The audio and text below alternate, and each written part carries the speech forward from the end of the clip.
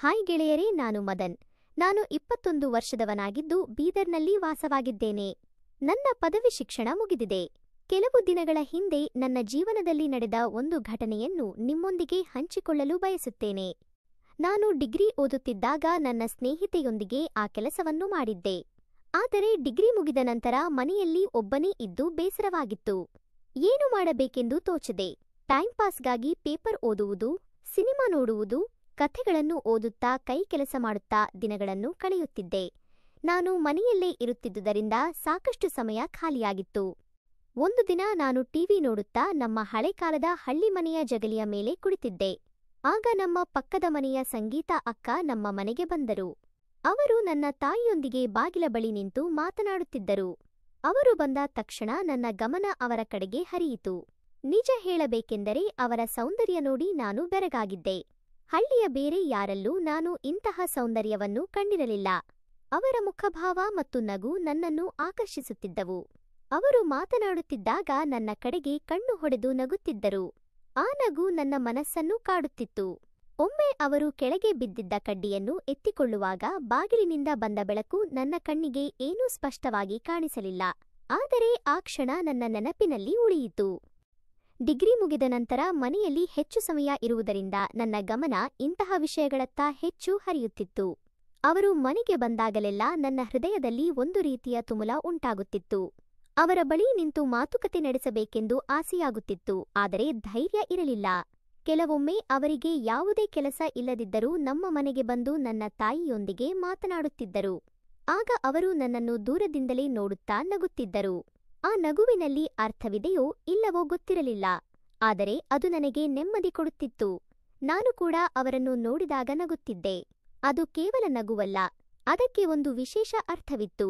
ನಾನು ಅಂದರೆ ಏನು ಅಂತ ಅವರಿಗೂ ಗೊತ್ತಿರಲೇಬೇಕಲ್ಲ ಎಂಬ ಭಾವನೆ ನನಗೆ ಮೂಡುತ್ತಿತ್ತು. ಹೀಗೆ ದಿನಗಳು ಕಳೆದು ಹೋದವು. ಆದರೆ ನಾನು ಅವರೊಂದಿಗೆ ನೇರವಾಗಿ ಹೆಚ್ಚಾಗಿ ಮಾತನಾಡಲಿಲ್ಲ. ಒಂದೆರಡು ಬಾರಿ ಮಾತ್ರ ಚಿಕ್ಕಪುಟ್ಟ ಮಾತುಕತೆ ನಡೆದಿತ್ತು. ಅವರಿಗೆ ಸುಮಾರು 32 ವರ್ಷ ಇರಬಹುದು. ಅವರು ನಮ್ಮ ಪಕ್ಕದ ಮನೆಯಲ್ಲಿ 1 ವರ್ಷದಿಂದ ವಾಸವಾಗಿದ್ದರು. ಅವರ ಪತಿ ಗೊಬ್ಬರದ ಅಂಗಡಿಯಲ್ಲಿ ಕೆಲಸ ಮಾಡುತ್ತಿದ್ದರು. ಆಗಾಗ ಬೇರೆ ಊರುಗಳಿಗೆ ಗೊಬ್ಬರ ತುಂಬಲು ಹೋಗುತ್ತಿದ್ದರು. ಆದ್ದರಿಂದ ಅವರು ಹೆಚ್ಚಾಗಿ ಮನೆಯಲ್ಲಿ ಇರುತ್ತಿರಲಿಲ್ಲ ಮತ್ತು ಸಂಗೀತ ಅಕ್ಕ ಮನೆಯಲ್ಲಿ ಒಬ್ಬರೇ ಇರುತ್ತಿದ್ದರು. ಅವರು ಚೆನ್ನಾಗಿ ಗೃಹ ಕಾರ್ಯಗಳನ್ನು ಮಾಡುತ್ತಿದ್ದರು. ಹೆಚ್ಚಾಗಿ ಅವರು ಬೇಸರದಲ್ಲಿ ಇರುವಂತೆ ಕಾಣಿಸುತ್ತಿದ್ದರು. ಆದರೆ ನಮ್ಮ ಮನೆಗೆ ಬಂದಾಗ ಮಾತ್ರ ಬೇರೆ ಬಟ್ಟೆ ಧರಿಸುತ್ತಿದ್ದರು. ಅವರು ಅಂಗಡಿ, ಸಂತೆ ಅಥವಾ ದೇವಾಲಯಕ್ಕೆ ಹೋಗುವಾಗ ಮೈ ಮುಚ್ಚುವಂತಹ ಬಟ್ಟೆ ಧರಿಸುತ್ತಿದ್ದರು. ಆದರೆ ನಮ್ಮ ಮನೆಗೆ ಬರುವಾಗ ಮಾತ್ರ ಬೇರೆ ರೀತಿಯಾಗಿರುತ್ತಿತ್ತು. ಅವರು ತಮ್ಮ ಬಟ್ಟೆ ಆಯ್ಕೆಯಲ್ಲಿ ವಿಚಿತ್ರವಾಗಿದ್ದರು, ಏಕೆಂದರೆ ಬೇರೆಯವರಿಗೆ ಕಾಣಿಸದ ಭಾಗಗಳನ್ನು ನಮ್ಮ ಮುಂದೆ ತೋರಿಸುತ್ತಿದ್ದರು. ಅವರು ಹಾಗೆ ಉದ್ದೇಶಪೂರ್ವಕವಾಗಿ ಮಾಡುತ್ತಿದ್ದಾರೋ ಎಂಬ ಅನುಮಾನ ನನಗೆ ಬರುತ್ತಿತ್ತು. ಅವರು ಮನೆಯೊಳಗೆ ಬಂದಾಗ ಸುಮ್ಮನೆ ಕೂರುತ್ತಿರಲಿಲ್ಲ. ಯಾವುದಾದರೂ ಕೆಲಸ ಮಾಡುತ್ತಾ ನನ್ನ ಮುಂದೆ ಓಡಾಡುತ್ತಿದ್ದರು. ಈ ಎಲ್ಲ ವಿಷಯಗಳು ನನ್ನಲ್ಲಿ ಅನುಮಾನ ಮೂಡಿಸಲು ಶುರುವಾದವು. ಇದರ ಕಾರಣವೇನೆಂದು ನನಗೆ ಗೊತ್ತಿರಲಿಲ್ಲ. ಆದರೆ ನಾನು ಈ ಬಗ್ಗೆ ಯಾರ ಬಳಿಯೂ ಮಾತನಾಡಲಿಲ್ಲ. ಅವರು ಮನೆಗೆ ಬಂದಾಗ ನನಗೆ ಖುಷಿಯಾಗುತ್ತಿತ್ತು. ಅವರ ನಗು, ವರ್ತನೆ ಮತ್ತು ಮಾತನಾಡುವ ಶೈಲಿ ನನಗೆ ಇಷ್ಟವಾಗುತ್ತಿತ್ತು. ಆದರೆ ನಾನು ಯಾವುದೇ ನಿರ್ಧಾರ ಕೈಗೊಂಡಿರಲಿಲ್ಲ. ಅವರನ್ನು ನೋಡುವುದೇ ನನಗೆ ಒಂದು ರೀತಿಯ ಸೌಭಾಗ್ಯವಾಗಿತ್ತು. ನಾನು ಕೂಡ ಸುಮ್ಮನೆ ಅವರನ್ನು ನೋಡುತ್ತಾ ಇರುತ್ತಿದ್ದೆ. ನಾನು ಅವರನ್ನು ಗಮನಿಸುತ್ತಿರುವುದು ಅವರಿಗೂ ಗೊತ್ತಿತ್ತು ಎಂದು ಅನಿಸುತ್ತಿತ್ತು. ಹೀಗೆ ಒಂದು ದಿನ ನಾನು ಟಿವಿ ನೋಡುತ್ತಾ ಜಗಲಿ ಕಟ್ಟೆಯ ಮೇಲೆ ಕುಳಿತಿದ್ದೆ. ಅವರು ಕೆಳಗೆ ಜೋಳವನ್ನು ಸ್ವಚ್ಛ ಮಾಡುತ್ತಾ ನನ್ನ ಎದುರಿಗೆ ಕುಳಿತಿದ್ದರು. ಹಾಗೆ ಜೋಳವನ್ನು ಸ್ವಚ್ಛ ಮಾಡುವಾಗ ತಮ್ಮ ಕಾಲನ್ನು ಉದ್ದ ಬಿಟ್ಟುಕೊಂಡಿದ್ದರಿಂದ ಬಟ್ಟೆ ಸ್ವಲ್ಪ ಮೇಲೆ ಹೋಗಿತ್ತು. ನಾನು ಟಿವಿ ನೋಡುವುದರ ಜೊತೆಗೆ ಅವರ ಕೆಲಸವನ್ನು ಗಮನಿಸುತ್ತಿದ್ದೆ. ಆಗ ನನ್ನ ತಾಯಿಗೆ ಈ ವಿಷಯ ಗೊತ್ತಿರಲಿಲ್ಲ. ಹೀಗೆ ಹಲವು ದಿನಗಳವರೆಗೆ ಮನೆ ಬೇರೆ ಬೇರೆ ಘಟನೆಗಳು ನಡೆಯುತ್ತಿದ್ದವು. ನನ್ನ ಗಮನ ಅವರ ಮೇಲೆ ಇತ್ತು. ಮತ್ತೊಂದು ದಿನ ಅವರು ಅದೇ ಸ್ಥಳದಲ್ಲಿ ಅದೇ ರೀತಿ ಜೋಳ ಸ್ವಚ್ಛ ಮಾಡುತ್ತಿದ್ದರು. ಆಗ ನಾನು ಅವರನ್ನು ಗಮನಿಸುತ್ತಿದ್ದಾಗ ಅವರು ನನ್ನನ್ನು ನೋಡುತ್ತಾ ತಮ್ಮ ಕಾಲನ್ನು ನೋಡಿ ಸಣ್ಣಗೆ ಕಣ್ಣು ಹೊಡೆದರು.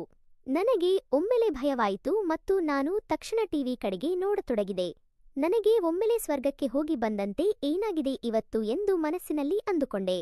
ಆದರೆ ಇಷ್ಟೆಲ್ಲ ಘಟನೆಗಳಿಂದ ಅವರ ಮನಸ್ಸಿನಲ್ಲೇನಿದೆ ಎಂಬುದು ನನಗೆ ಗೊತ್ತಾಗಿತ್ತು. ಹೊಲ, ಮನೆ, ಊರು ಎಂದು ಸುತ್ತಾಡುತ್ತಿದ್ದ ನನಗೆ ಯಾವುದೇ ಕೆಲಸ ಇರಲಿಲ್ಲ. ಸುಮ್ಮನೆ ತಿನ್ನುವುದು, ಕ್ರಿಕೆಟ್ ಆಡುವುದು, ಸ್ನೇಹಿತರ ಜೊತೆ ಸುತ್ತಾಟ ಮಾಡುವುದು ನನ್ನ ದಿನಚರಿಯಾಗಿತ್ತು. ಒಂದು ದಿನವೂ ನಾನು ದುಡಿಯಲು ಹೋಗಿರಲಿಲ್ಲ. ಆದರೆ ಖರ್ಚಿಗಾಗಿ ಮಾತ್ರ ಮನೆಯಲ್ಲಿ ಹಣ ತೆಗೆದುಕೊಂಡು ಪಾರ್ಟಿ ಮಾಡುತ್ತಿದ್ದೆವು. ಆದರೆ ಮನೆಗೆ ಬಂದಾಗ ನನಗೆ ಬೇರೆಯದೇ ಖುಷಿ ಇರುತ್ತಿತ್ತು. ಹೀಗಿರುವಾಗ ಒಂದು ದಿನ ಅವರು ನನ್ನ ತಾಯಿಗೆ, ಮನೆಯ ಅಟ್ಟದ ಮೇಲೆ ಸ್ವಲ್ಪ ಕೆಲಸವಿದೆ, ಮದನ್ಗೆ ಹೇಳಿ ಎಂದರು. ಅವರು ನನ್ನ ಕಡೆಗೆ ನೋಡುತ್ತಾ ತಮ್ಮ ಮನೆಗೆ ಹೋದರು. ಆಗ ನಾನು ಟಿವಿ ನೋಡುತ್ತಾ ಕುಳಿತಿದ್ದೆ. ನನ್ನ ತಾಯಿ ಬಂದು, ಪಕ್ಕದ ಮನೆಯವರು ನಿನ್ನನ್ನು ಸ್ವಲ್ಪ ಅವರ ಮನೆಗೆ ಕಳಿಸಿಕೊಡುವಂತೆ ಹೇಳಿದ್ದಾರೆ, ಏನೋ ಕೆಲಸ ಇದೆಯಂತೆ ಎಂದರು. ಆಗ ನಾನು, ಇವಾಗ ಸಾಯಂಕಾಲ ಕ್ರಿಕೆಟ್ ಆಡಲು ಹೋಗಬೇಕು, ಲೇಟ್ ಆದರೆ ಕಷ್ಟ ಎಂದು ಸಿಟ್ಟಿನಿಂದ ಹೇಳಿದೆ. ಆಗ ನನ್ನ ತಾಯಿ, ಪರವಾಗಿಲ್ಲ ಹೋಗು, ಇವತ್ತೊಂದು ದಿನ ಕ್ರಿಕೆಟ್ ಆಡಲು ಲೇಟ್ ಆದರೆ ಏನೂ ತೊಂದರೆ ಇಲ್ಲ, ಅವರಿಗೆ ಸಹಾಯ ಮಾಡಲು ಯಾರೂ ಇಲ್ಲ ಎಂದು ಹೇಳಿದರು. ಆಗ ನಾನು ಸರಿ ಎಂದು ಒಪ್ಪಿಕೊಂಡೆ. ನಾನು ಸಾಯಂಕಾಲ ಯಾವಾಗ ಆಗುತ್ತೆ ಎಂದು ಕಾಯುತ್ತಿದ್ದೆ. ಆ ದಿನ ಯಾಕೋ ನನಗೆ ಊಟ ಮಾಡಲು ಕೂಡ ಇಷ್ಟವಾಗಲಿಲ್ಲ. ಸ್ವಲ್ಪ ಊಟ ಮಾಡಿ ಮತ್ತೆ ಟಿವಿ ನೋಡುತ್ತಾ ಕುಳಿತೆ. ಆದರೆ ಹೀಗೆ ನೋಡುತ್ತಿರುವಾಗ ಬೇರೆ ಎಲ್ಲಾ ವಿಚಾರಗಳು ನನ್ನ ತಲೆಗೆ ಬರುತ್ತಿದ್ದವು. ಇದೆಲ್ಲ ಬೇಡವೇ ಬೇಡ ಎಂದು ಸ್ವಲ್ಪ ಹೊತ್ತು ರೆಸ್ಟ್ ಮಾಡಿದೆ. ಸಾಯಂಕಾಲ ಆದ ತಕ್ಷಣವೇ ಅವರ ಮನೆಗೆ ಹೋದೆ. ಬಾಗಿಲು ತೆರೆದಿದ್ದರೂ ಅವರು ಕಾಣಲಿಲ್ಲ. ನಾನು ನೇರವಾಗಿ ಒಳಗೆ ಹೋದೆ. ಅವರದ್ದು ಹಳೆ ಕಾಲದ ಮನೆಯಾದ್ದರಿಂದ ಸ್ವಲ್ಪ ಕತ್ತಲು ಇತ್ತು, ಯಾವುದೇ ದೀಪ ಇರಲಿಲ್ಲ. ಅವರು ಹಿತ್ತಲಿನಲ್ಲಿ ಪಾತ್ರೆ ತೊಳೆಯುತ್ತಿದ್ದರು. ನಾನು ದೂರದಿಂದಲೇ ಅವರನ್ನು ಗಮನಿಸುತ್ತಿದ್ದೆ. ಅವರು ನನ್ನನ್ನು ನೋಡಿ, ಈಗ ಯಾವಾಗ ಬಂದೆ ಎಂದು ಕೇಳಿದರು. ನಾನು ಇವಾಗ ಎಂದೆ. ಆಗ ಅವರು, ಅಲ್ಲಿ ಯಾಕೆ ನಿಂತಿದ್ದೀಯಾ ಎನ್ನುತ್ತಾ ಪಾತ್ರೆ ಬುಟ್ಟಿಯನ್ನು ಎತ್ತಿಕೊಂಡು ಮನೆಯೊಳಗೆ ಬಂದರು. ಆದರೆ ನಾನು ಮಾತ್ರ ಗಾಬರಿಯಾಗಿದ್ದೆ. ಹೀಗೆ ಪಾತ್ರೆ ಬುಟ್ಟಿಯನ್ನು ಎತ್ತುವಾಗ ಹಿತ್ತಲಿನಲ್ಲಿಯೇ ಆವತ್ತು ನನಗೆ ಅವರ ಪೂರ್ತಿ ಸೌಂದರ್ಯ ದರ್ಶನವಾಗಿತ್ತು. ಸಾಯಂಕಾಲ ಸೂರ್ಯಾಸ್ತದ ಹೊತ್ತಿನಲ್ಲಿ ಅದನ್ನು ನೋಡಿದ್ದು ಇವತ್ತಿಗೂ ನೆನಪಿದೆ. ಆಮೇಲೆ ಅವರು ಒಳಗೆ ಬಂದು ಟೀ ಮಾಡಿಕೊಡ್ತೀನಿ ಎಂದು ಹೇಳಿ ಅಡುಗೆ ಮನೆಗೆ ಹೋದರು. ಆಗ ನಾನು ಅವರ ಹಿಂದೆ ಹೋದೆ. ಅವರು ಸುಮ್ಮನೆ ಟೀ ಮಾಡುತ್ತಾ ಅಲ್ಲಿಯೇ ನಿಂತಿದ್ದರು. ನಾನು ಅವರನ್ನು ನೋಡುತ್ತಾ ಇದ್ದಾಗ ಇನ್ನೂ ತಡ ಮಾಡಬಾರದು ಎಂದು ಅಂದುಕೊಳ್ಳುತ್ತಿದ್ದೆ. ಅವರು ನನ್ನನ್ನು ನೋಡಿ, ಹತ್ತುತ್ತೀಯಾ ಎಂದು ಕೇಳಿದರು.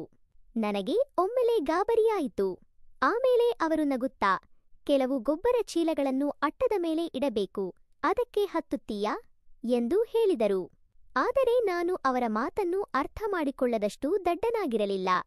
ಆಗ ನಾನು, ಸರಿ, ನಾನು ಆವಾಗಿನಿಂದ ಹತ್ತಬೇಕು ಅಂತ ಯೋಚನೆ ಮಾಡುತ್ತಿದ್ದೇನೆ, ಬೇಗ ಕೊಡಿ, ಎಷ್ಟು ಅಂತ ಕಾಯಬೇಕು ಎಂದು ಕೇಳಿದೆ.